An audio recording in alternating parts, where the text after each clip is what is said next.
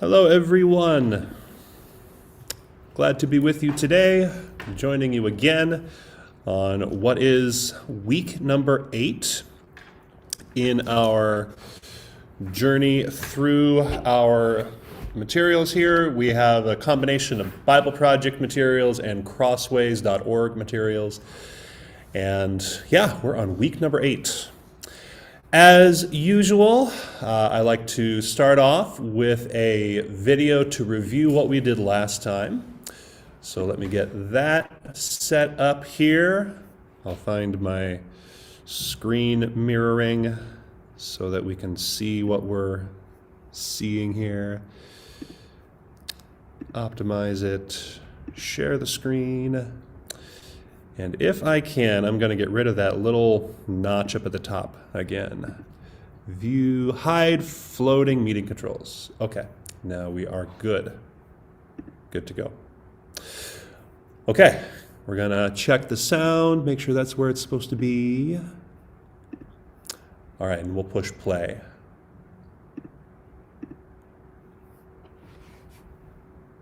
The book of Exodus. It's the second book of the Bible, and it picks up the storyline from the previous book, Genesis, which ended with Abraham's grandson, Jacob, leading his large family of 70 people down to Egypt. Now, Jacob's 11th son, Joseph, had been elevated to second in command over Egypt, and he had saved his whole family in a famine. And so Pharaoh, the king of Egypt, offered the family to come live there as a safe haven. And so eventually Jacob dies there in Egypt, and Joseph and all his brothers do too. About 400 years pass, and the story of the Exodus begins. Now, that name refers to the event that takes place in the first half of the book, Israel's exodus from Egypt. But the book has a second half that takes place at the foot of Mount Sinai. In this video, we'll just focus on the first half, where centuries have passed, and the Israelites were fruitful and multiplied, and they filled the land.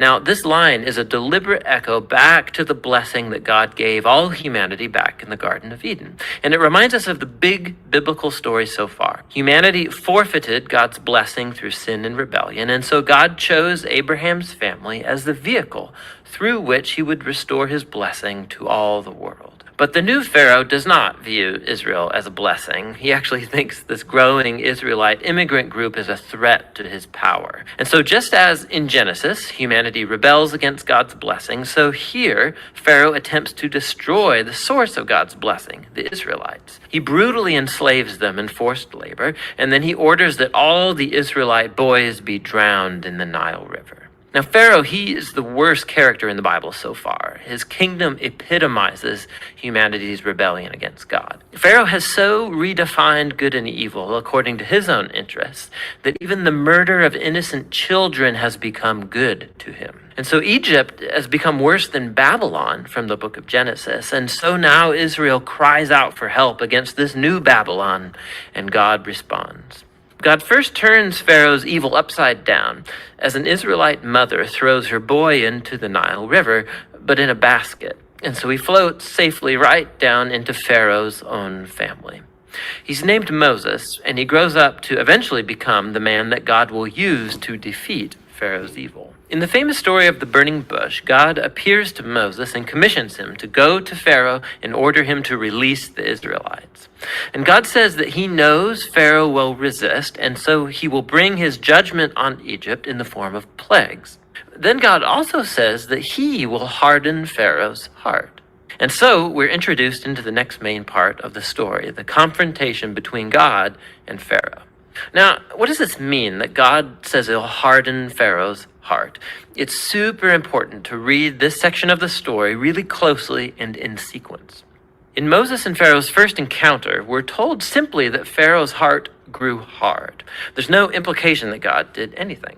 And so in response, God sends the first set of 5 plagues, each one confronting Pharaoh and one of his Egyptian gods. And each time, Moses offers a chance for Pharaoh to humble himself and to let the Israelites go. But after each plague, we're told that Pharaoh either hardened his heart or that his heart grew hard. He's doing this of his own will. And so eventually, it's with the second set of 5 plagues that we begin to hear how God hardened Pharaoh's heart. So the point of the story seems to be this. Even though God knew that Pharaoh would resist his will, God still offered him all of these chances to do the right thing.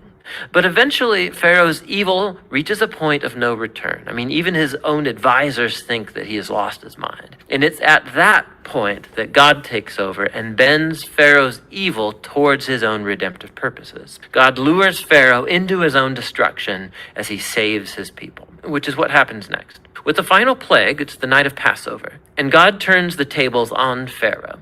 Just as he killed the sons of the Israelites, so God will kill the firstborn in Egypt with a final plague. But unlike Pharaoh, God provides a means of escape through the blood of the Lamb. And here the story stops and introduces us in detail to the annual Israelite ritual of Passover. On the night before Israel left Egypt, they sacrificed a young, spotless lamb and painted its blood on the doorframe of their house. And when the divine plague came over Egypt, the houses covered with the blood of the lamb were passed over, and the son spared. And so every year since, the Israelites have reenacted that night to remember and to celebrate God's justice and his mercy. But Pharaoh, because of his pride and rebellion, he loses his own son, and he's compelled to finally let the Israelites go free. And so the Israelite slaves make their exodus from Egypt. But no sooner do they leave that Pharaoh changes his mind, and he gathers his army and chases after the Israelites for a final showdown. As the Israelites pass through the waters of the sea safely, Pharaoh charges towards his own destruction. The Exodus story concludes with the first song of praise in the Bible. It's called the Song of the Sea. And the final line declares that the Lord reigns as king. And then the song retells in poetry what the story of God's kingdom is all about. It's about how God is on a mission to confront evil in his world and to redeem those who are enslaved to evil. God is going to bring his people into the promised land where his divine presence will live among them. This story is what it looks like when God becomes king over his people. So after the Israelites sing their song, the story takes a sharp turn. The Israelites, they're trekking through the wilderness on their way to Mount Sinai, and they're hungry, they're thirsty, and they start criticizing Moses and God for even rescuing them.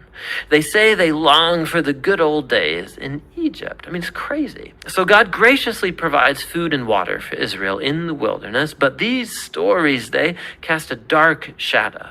And we begin to wonder, could it be that Israel's heart is just as hard as Pharaoh's? We shall see. But for now, that's the first half of the book of Exodus. Oh, I love these videos. What did you see? What did you hear? What jumped out to you? What was old news? What surprised you? Anything you would like to comment on? I don't know, why did God harden Pharaoh's heart, first of all? I mean, Yeah. so he could prove it by more than one plague, that he wanted to give him more than one and show what he could do. I mean, That's always kind of jumped out at me too. What is going maybe he on? hardened their heart. If otherwise, he might have given up on the first plague. That's and said, exactly right. Yeah, didn't God want the people to leave Egypt? Isn't well, it kind of makes you. Well, Yeah. it just seems like it had to be so bad they finally kicked them out. But, And I mean, so Mhm. but see, Pharaoh just go, kept thinking. get out of my land. Right. Yeah. Pharaoh just kept thinking, though, that he wanted them to stay because they were slaves. Right. You know. Yeah, I mean, But maybe it's there just were. I wondered about that. And then why did he why didn't he just supply food for them right away? He knew that if they were hungry Yep. and needed water, but they had to ask for it. They had to grumble around, and and then he finally gave them the manna and made sure they got meat at night even. Yep. Right? Well, human nature, if you're used to something, a lot of times, well, it's not so bad if we can just make it through the season or something, things will get better. And I think this really had to show the children of Israel, it wasn't getting better. Mm-hmm. That's my take on Yeah, it. why would they want to go back to Egypt where they were slaves? But just this time watching this video, what jumped out at me, it's really small in there, but this spot right here says God knew Pharaoh would harden his heart, but even so, God continued to give him chances. Even I can't read that. My eyes are really good and I can't read that. But that's what they said there. God knew that the Pharaoh's heart would be hard, but he still gave him chances. And that jumped out at me this time because Moses in the book of Deuteronomy says to the people, I know you're not going to keep these laws. You've proven over and over again that you have bad short-term memory, you forget easily, and your stomachs are very powerful, that kind of thing. And that had never landed with me before this. What we learn about God there is that God will grant, chance after chance after chance up to a point. God is not a pushover. That's just what jumped out to me this time, watching through this video this time. So, and the idea of, having a new heart, a clean heart, that Israel's heart was hard. That's a theme that comes up again and again through the rest of the Old Testament. It rings familiar for us. It's in our liturgy. Create in me a clean heart, O God. I think we just read it last week, talking about David. So that's a recurring theme that comes through there. Yeah. Anything else jump out to you for this review from last week? We talked about the details of the story of Exodus last week in our book portion, our illustrations there. And today, if we're done with this now, I'll close this out, close this window, and we'll turn, hello. We will turn to our books. We're on Unit 8. Push play, get rid of this. Maximize. And share the screen. Okay. And once again, we'll get rid of the floating meeting panel. All right. So what page are we on? 8A 102. 102, if you're following along.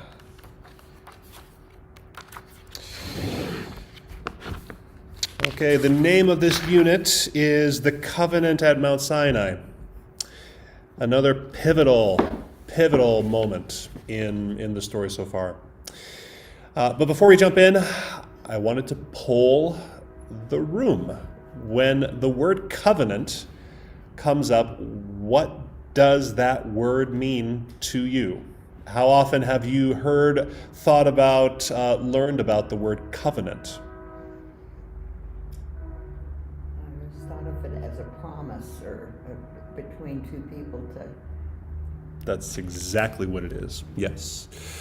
It's an agreement, it's a promise. That's exactly right. I just wanted to, because that's not really covered in a lot of Sunday school lessons, if you know what I mean. The covenant between God and God's people at Mount Sinai, it's not as, it doesn't jump off the page as much as the story of David and Goliath, as much as the story of Noah's Ark, if you know what I mean. But it's a very fundamental and important aspect of what God's plan for the world is all about. So the covenant at Sinai. A few basics before we take a look at the particular covenant that God made with the people. On page 103, I'll read through there. Down through the millennia, nations, rulers, groups, and individuals have made agreements or covenants with each other, and they still do, obviously. It's a common part of life. Archaeologists have unearthed examples of ancient covenants.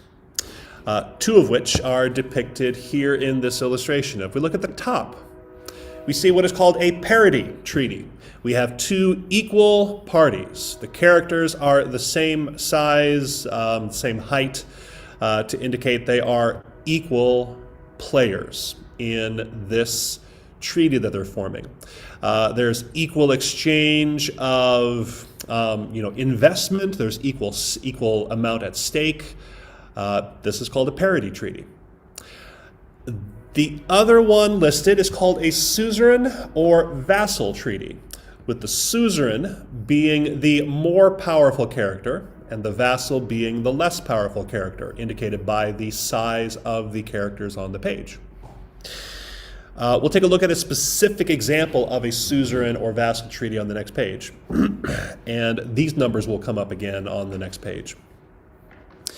The way a suzerain or vassal treaty works, there are 6 elements, 6 lines in a suzerain or vassal treaty. And they break down as follows. So, the first line, this is like Government 101. Just kind of put that hat on right now. Pretend you're in a government class from the year 2000 BC. And you're talking about the suzerain treaty that maybe your country signed with a more powerful country, and you're learning about what that looked like. Line number 1, the more powerful character introduces himself or herself. So the suzerain introduced and described himself to the vassal. That's line number 1. Line number 2 is a list of all the things that the suzerain has done already for the vassal. We'll take a look at a specific example on the next page, but it can be, just yesterday. It could be 20 years ago. It could be for their father, who was sitting on the throne before, and this one came to power, and the suzerain said, yeah, we're going to set up the same arrangement that we had before. Here's a list of everything that has been done in the past. That is line number 2. Line number 3 is the reciprocation because of number 2. What the suzerain expects the vassal to do in response to number 1 and number 2. It can be a list of, just continue to pay your taxes, your tribute to our country, and we will continue to make sure you are safe. Sounds like a gang on a street in New York kind of a thing. But that's basically what it boils down to. These are 3 of the 6 lines in the suzerain or vassal treaty. Does that make sense? Questions on this Government 101 class? Okay, so turning the page. Here is an actual example that was discovered recently, but recently being 1931, by archaeologists found in the ruins of ancient Bogazkoy near Hattushash in present-day Turkey. The treaty pattern usually contains 6 parts, although not every treaty discovered contains all 6. What follows is a simplified version of a suzerainty treaty made by a Hittite king Mercillus with a vassal king named Dabitesep, ruler of Amuru land, that is the land of the Amorites, later the Syrians. And it's listed there on page 105. The preamble, I am the great King Mercillus, the king of Hattiland, the valiant, the favorite of the storm god, the great king, the king of Hattiland, the valiant. It can wax poetic according to the tastes and preferences of the ruler who is initiating this treaty. Historical prologue as listed there. My forefathers and I have always treated you and your forefathers well. We have protected you, been loyal to you, treated you justly, and have done nothing to arouse your anger. When your father died, I did not desert you, but put you on the throne in your father's place, and made sure that your next of kin would be obedient to you. Number 3, the stipulations in response to number 1 and 2. You have taken oaths toward me and my next of kin. Remain true to them. You shall pay me the same tribute your father paid. You are not to try to make private arrangements with other nations. My friends must also be your friends, and my enemies your enemies. etc., etc. So basically, keep things status quo, and things will be good. So here are the other three elements, number 4, 5, and 6. Number 4 is the preservation and rereading. It's actually listed there. A copy of this treaty has been deposited in the temple of Hatti land before the sun goddess. Another copy has been placed in the temple of your land before Tessep. It is to be read to you at regular intervals. So it actually lists where the copy of this treaty is to be kept. The witnesses to this agreement, in this case, they call upon the gods to assemble in our presence and to witness to what is written in this treaty. And finally, item number 6, if these things are done, this is what will happen. If we fail to keep number 3, here's what will happen. It's a promise and a threat. You have incentive to keep line number 3. Else, we're going to pull back our protection. That's this case. Does that make sense? This is the formula, the format for what was the contemporary version of the treaty that was found in this 1931 instance. Okay, yep, we break it down, we go through, we get caught up, we catching up, we got ahead of ourselves. Okay, so now, with that in mind, please turn the page. And we take a look at, I'm going to, now that the video is done, I'm going to get rid of the sound so that none of those beeps will hurt my ears. Okay, so the structure of the Sinai covenant. There are obvious similarities between the structure of a Hittite suzerain or vassal treaty and that of the Sinai covenant. Admittedly, a complete example of a covenant of human obligation cannot be found within the compass of a few verses in a single chapter of the Bible. So it's not a thing where we're going to turn to Exodus chapter 20, verse 1 and start reading, okay, here's line number 1, number 2, etc. This is pulled from various parts of the book of Exodus and Deuteronomy to piece them together. But the pieces fit. The pieces line up very well. And there are some that are more deliberate, more obvious than others. Yes. They occur so frequently in the Old Testament writings that one can only conclude that the Sinai covenant parallels the Hittite form in spirit. So God uses what the people know. God comes to the people in a form that they can understand, in a method that they can understand. Obviously, in this agreement, we have two parties that are involved. You have God as one party, the people as the other party. God is obviously the more powerful of those two parties. And so God stands in the place of the suzerain. The people stand in the place of the vassal. And here is how it looks. Line number 1, the preamble. It is right there in Exodus chapter 20, verse 2. God tells the people, I am the Lord your God. That's line number 1, pretty much verbatim. Going on, line number 2, the same verse. Who brought you out of the land of Egypt, out of the house of slavery. I am the Lord your God who just did this for you. And so on line number 2, we have an image of a circle of chains around a pyramid in Egypt, and God's actions breaking through those chains, through the waters of the Red Sea. You can see the little waves there coming out on each direction, and out into freedom in the wilderness. Line 1, I am the Lord your God. Line 2, I have just done this for you. Line number 3 is the law codes. And those are spread out over 610 or 613 by different countings in the books of Exodus, Numbers, Exodus, Leviticus, and Numbers.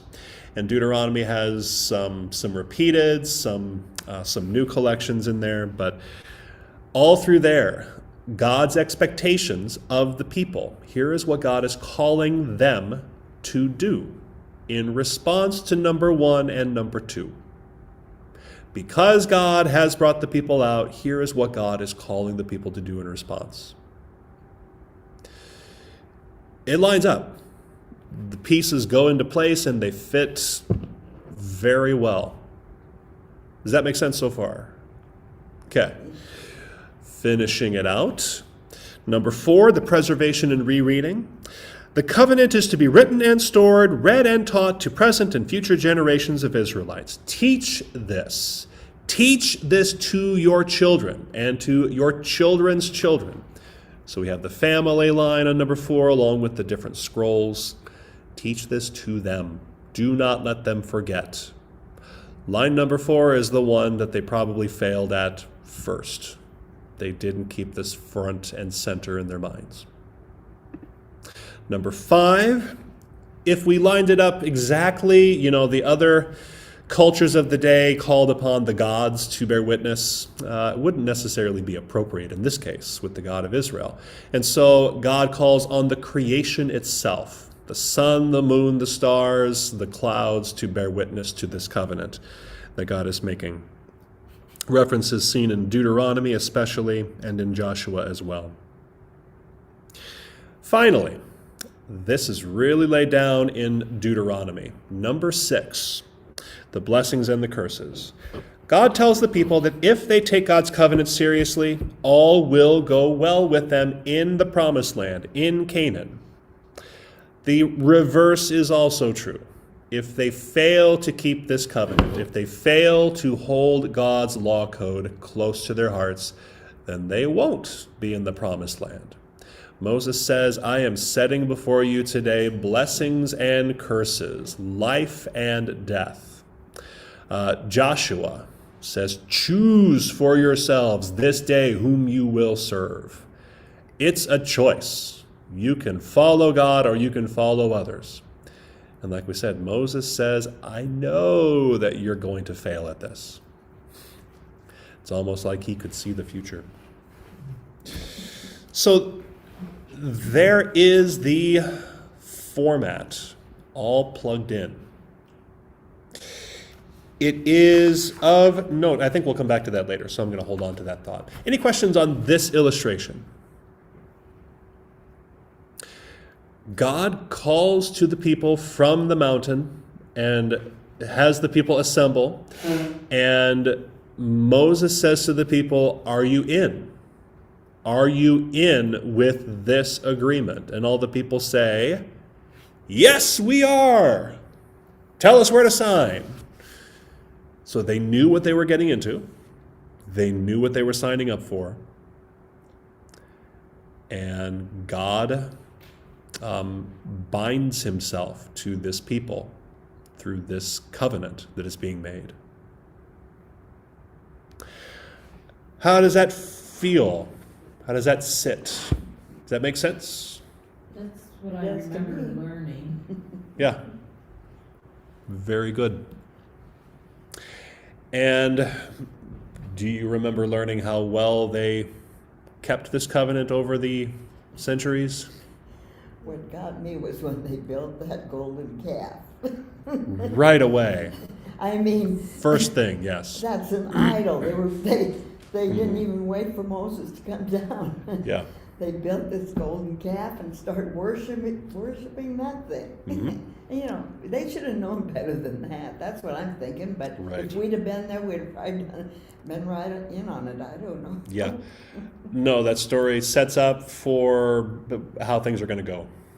It's, It's just a constant battle between Back good and and forth. evil.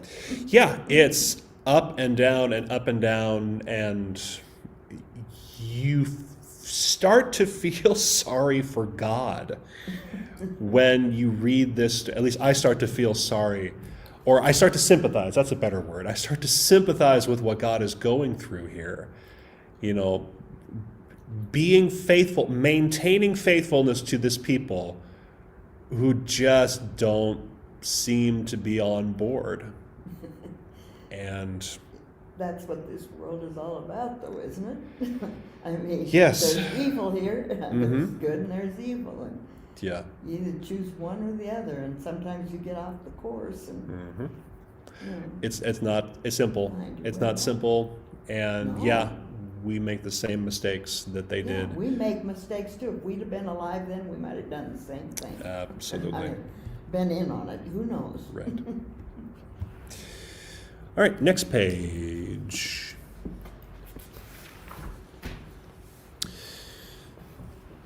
So the covenant that God made with Israel at Sinai was not the first covenant that we've seen so far in our story, but it was the first one in this category. There's two different categories of covenants that are listed here. The Sinai one is the bottom one, the one of human obligation. But if you back up to the one with Abraham, that was even that was not the first covenant that God made. The first one, I was going to say Noah, but all of a sudden I don't know if some people consider Genesis chapter 3 to be a covenant. In some ways, yes, you can call Genesis 3 a covenant, but anyway, this one is describing the covenant that God made with Abraham in Genesis chapter 12 and 17 and I think 19. This one is called a covenant of divine commitment, and this one is a one-way affair. The illustration kind of breaks it down like this. We see here the symbol for God, and we see the covenant that God made with Abraham broken down into its parts. You have God's promise to Abraham to make of him a great nation and give to that nation a land to be their own.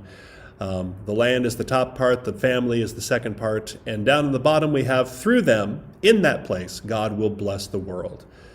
Those were the parts of this covenant of divine commitment. And we have this interesting arrow pointing off to the right, the yellow arrow there, to indicate that this is a promise that God is making to Abraham for things that God will do for him in the future, coming up, as if this arrow is pointing off to the future, off to the right. There's nothing coming back from Abraham and Sarah back to God. It is simply a one-way promise. Whether or not Abraham is on board, whether or not Abraham meets any kind of criteria, this is just a promise that God is making to Abraham and, frankly, to the entire world. So you put that next to the one that we just talked about, the covenant of human obligation. And this one goes both ways. We have the different parts. I am the Lord your God, the number one. The number two is what God has done for the people already. The arrow pointing off to the left indicates actions in the past. Who brought you out of the land of Egypt. Oh, look, there's that family of Abraham in the promised land right there. And God freeing the people from slavery in Egypt out into the promised land. That's what God has done for the people so far. Number three is the law codes, as we've talked about previously now. And we see that there is not only activity coming from God to us, but there is activity going from us up to God and from us over to the other, to other people. The people were to respond to God's goodness by serving God and one another within the community. What else is on here? Okay. The bottom line on page 109. Israel could always break the covenant God made with them at Sinai by persistent disobedience, by breaking the law codes that were part and parcel of that covenant. But here again, we have the precedent that was set down for us with the Pharaoh in Egypt. And again, that's a new thing that I'm bringing with me just today. How God's behavior has been established already in the story by seeing how God treated the Pharaoh. Even when the Pharaoh's heart was hardened, God allowed chance after chance after chance until finally God did what God had to do. Any questions on that? That is our last illustration for today. We have a few more pages here.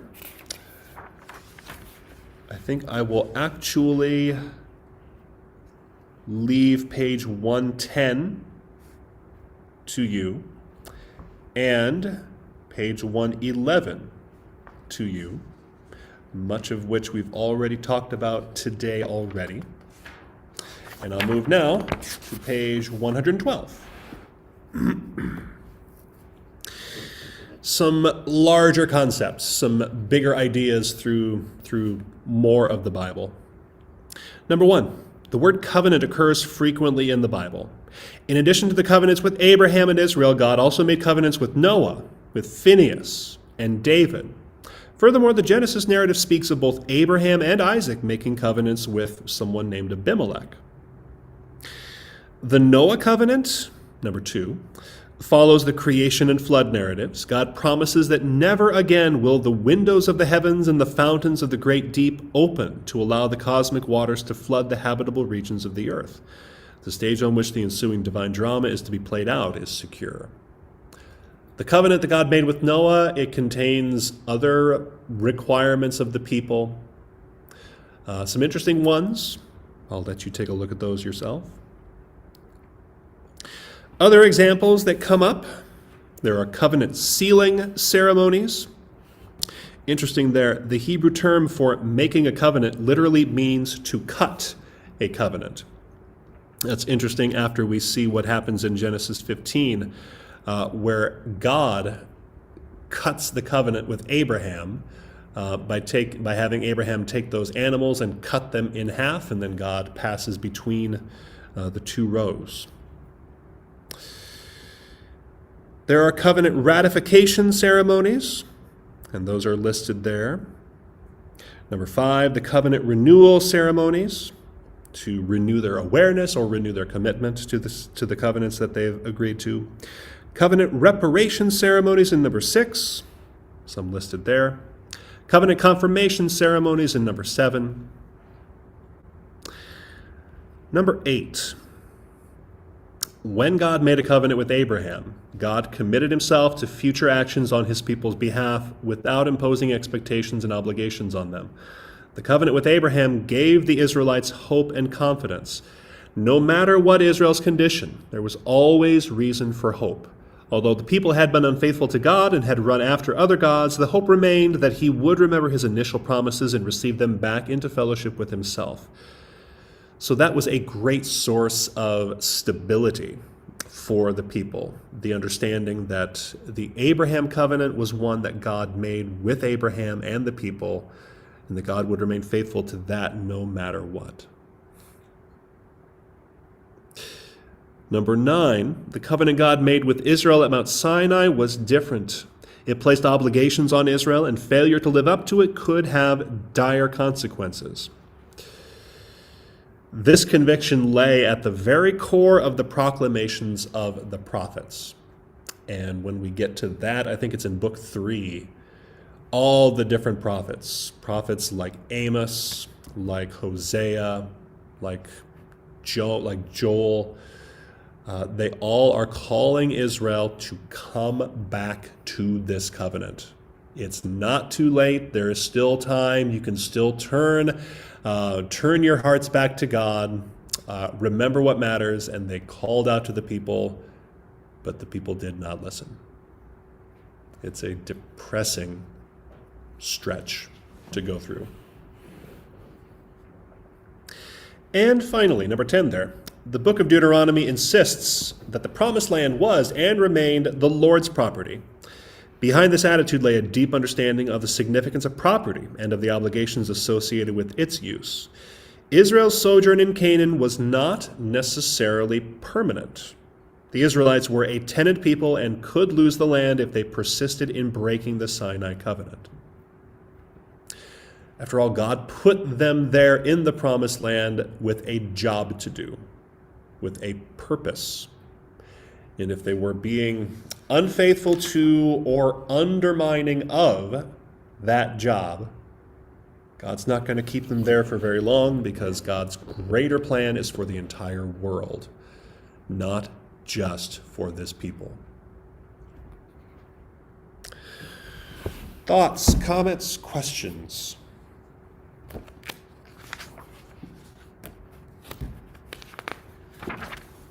Well, are the Jews' hearts still hardened today?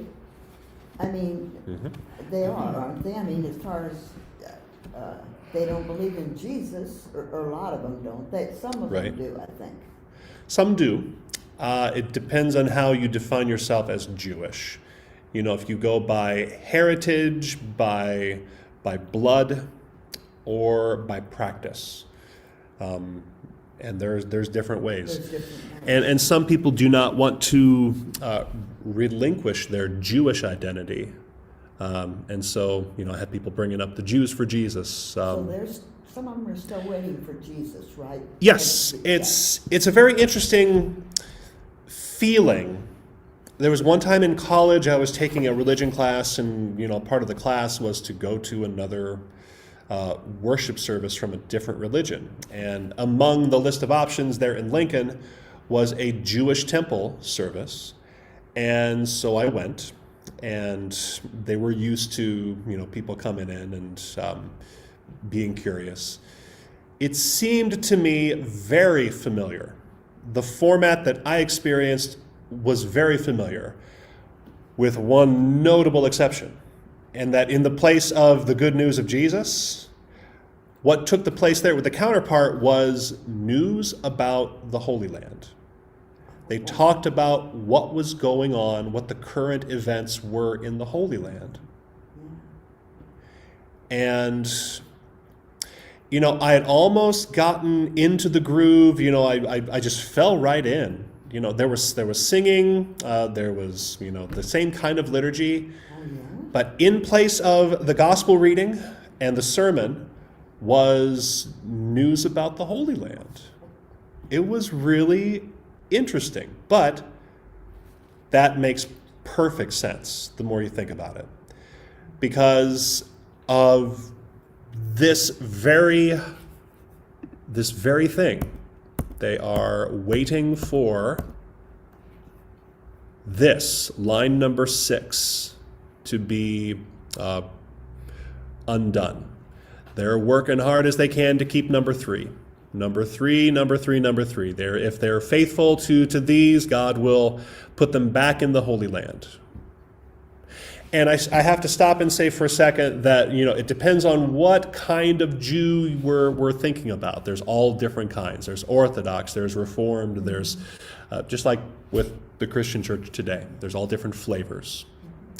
But, yeah, but then your original question, are their hearts hardened? If they are still trying to abide by this covenant, then maybe yes, maybe no. Oh, I see. You know, Okay. Yeah. it takes some. It's worth a deep thought. Okay, so yeah. how many years before Jesus, this span from Exodus to Christ's birth? About 1200 Okay. or so, maybe 1100, So 1200. into this technology, we're starting to have writings. Correct. We're starting to have trade routes. Mm-hmm. So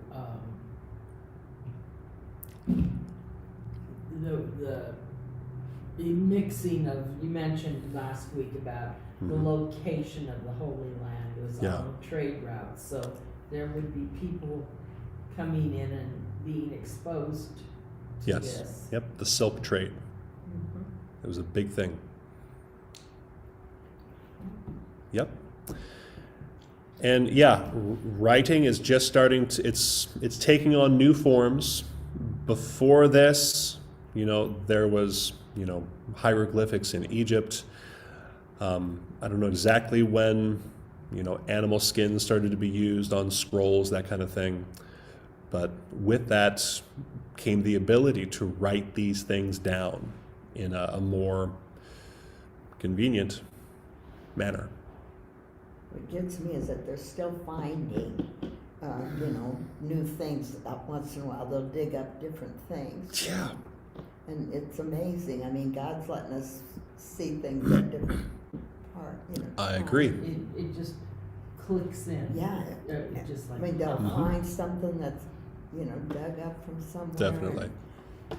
It's interesting. I agree. It is exciting. So,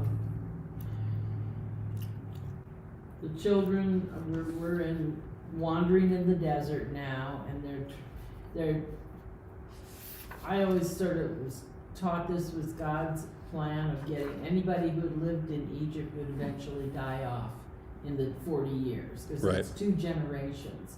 Right. So this was a whole new people going in to the At this promised point, land. when they get to Mount Sinai, it's been about a month since they left Egypt. And then it takes another month. They spend 1 year at Mount Sinai, and then they leave to head for the Promised Land. It should take only 2 weeks. They get to the Promised Land. They send the spies in. The spies come back with unfavorable reports. 10 out of the 12 come back with unfavorable reports. And the people say, this is nuts. Let's go back to Egypt. Maybe Pharaoh will give us our old job back. And that's when God says, no, you signed on the dotted line. That's not what's going to happen. But if you don't want to go into the Promised Land, fine, you won't. Your children will. And that's a paraphrase of what happens right there. But yeah, that's what happens. Joshua is the only one who wasn't he from Egypt, or was he born in the wilderness? I forget. The Charlton Heston movie says he's from Egypt. I don't know. But I mean, I don't recall the details right off the top of my head. but Joshua was the mighty, powerful person who led them. I mean, he was a strong man, a warrior type. He was the one who led the conquest into the Promised Land itself. And he was in that group of spies who went in to scope things out, along with one other spy, Caleb. Oh, We named our son after that, Caleb. But Moses never made it in. Moses was not allowed in to the Promised Land. Moses was allowed to retire before that. Other questions? Thoughts? I looked ahead. Next week, we will take a look at the law codes themselves, a deeper dive into the many different collections that are in the Torah. That I find hard to concentrate on when I'm reading the Bible. Right. I mean, I have to just pass through some of that because You're not the only one. who can do, because God had all these Mhm. Well, just were they down to God's the laws or specifics. man's interpretations? And all the things that they had to collect and Yes. all the things that he had to use and Yep. So we'll take a look at that very specific. next time. All right, to our live stream audience, I want to say thank you for being with us as I find you again on my computer. Somewhere. Where'd you go? I'm missing you. For sure in You're here somewhere. There you are. Right? Anyway. Yeah, we'll quit our Zoom meeting. Thank you.